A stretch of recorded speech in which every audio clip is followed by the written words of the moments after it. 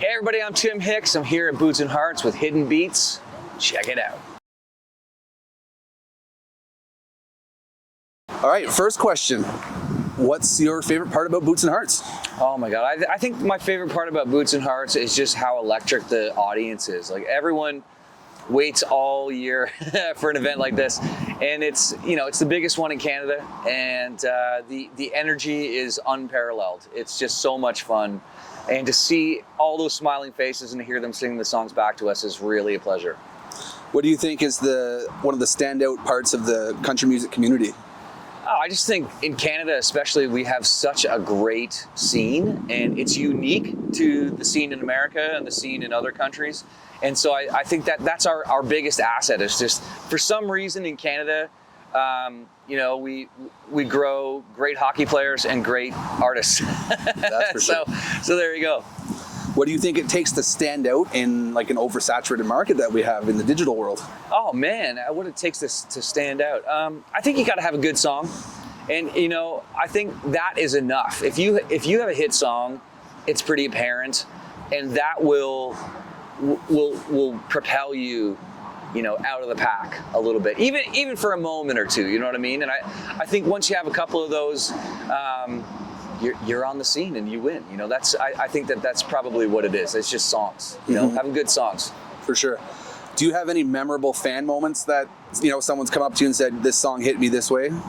Yeah, I've got all kinds of those. It's funny to me because the party country thing came out of playing bars. We were a bar band, and the same guys that are going to play tonight, we played chicken wing bars in and around the GTA for years and years and years. So, for us, it's super fulfilling when someone comes up and says, "Hey man, that song that you did, really meant a lot to me because X, Y, and Z." And especially songs like "Talk to Time" and "What a Song Should Do." People seem to really dig those. But I do hear from people like, "Get By was the greatest song that year, and that was my last year of university, and I'll never forget the blah blah blah." And whenever that happens, it's always a special moment, whether it's in the produce section at the grocery store or in a meet and greet line. Mm-hmm. You have a tour coming up. What can people expect for the new line that you're touring? Yeah, so we're touring Campfire Troubadour Volume 2, so it'll be different than what we do tonight, in the sense that it's a little bit more singer-songwritery, and I tell the stories behind the songs. Kind of like if you came to my place and we lit a fire in the backyard and I just had a guitar and did some singing. So I'm really excited to get out there and tour all that, and that's going to kick off in the fall. Now, a fun question I like to ask everyone is, what's one thing you think should be asked more in an interview that's not asked enough? Oh man, what's not asked enough in an interview? I think, what, for me, I love to talk about the process of making records, and more than like, who are your influences?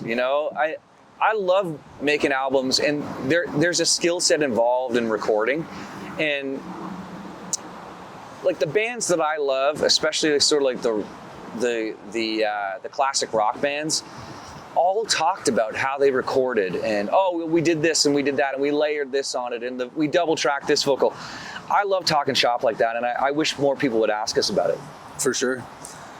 What's one thing you do to stay grounded outside of music? Have kids, man. You got a wife and kids, you're grounded. It's an easy thing. In fact, today, I was stepping off the bus to come to do some press, and my wife goes, "Did you turn over the laundry?" I said, "Oh, yes, I did turn over the laundry before we came." So, it's pretty easy to stay grounded when you've got a family. For sure. I have a 9-month-old. So. You know all about it. Yep. What do you hope people take away from your music? Just to have fun. My music I'm not trying to save the world or even write song of the year. I'm just trying to put smiles on faces in a moment. And, that comes out of playing bars for as long as we did. And, having to write songs that we could stick in between Save a Horse, Ride a Cowboy and Chicken Fried, And if I can play a song that gives someone a chuckle, like Stronger Beer or Yee to the Ha, or play a song that, gives someone goosebumps, like What a Song Should Do or Talk to Time, that's a win for me. For sure. Last question. What motivates you to keep going? Bills. That's the nuts and bolts of it. No, honestly, I love it. I love every second of it. Everything that I do from shooting videos and writing songs and cutting records, is all a conduit to get people to a show. Because I come from a live music background. I've been playing in bands since I was 7, 8 years old. And I live for those 75 minutes, man. Like, those are the greatest. That's the greatest part of my job is playing with my band on a big stage. And what can fans expect from you tonight? They can expect to, it's going to be a party tonight. I'm not going to lie. Like, we're pumped up for this show. The band is hot. We've been fine-tuning the set. It's tight, full of hit songs. And people are, I challenge you not to move your feet during our 75 minutes tonight. Well, I appreciate it and looking forward to it. I'll be out there taking pictures too. Beauty. Thanks, man. All right.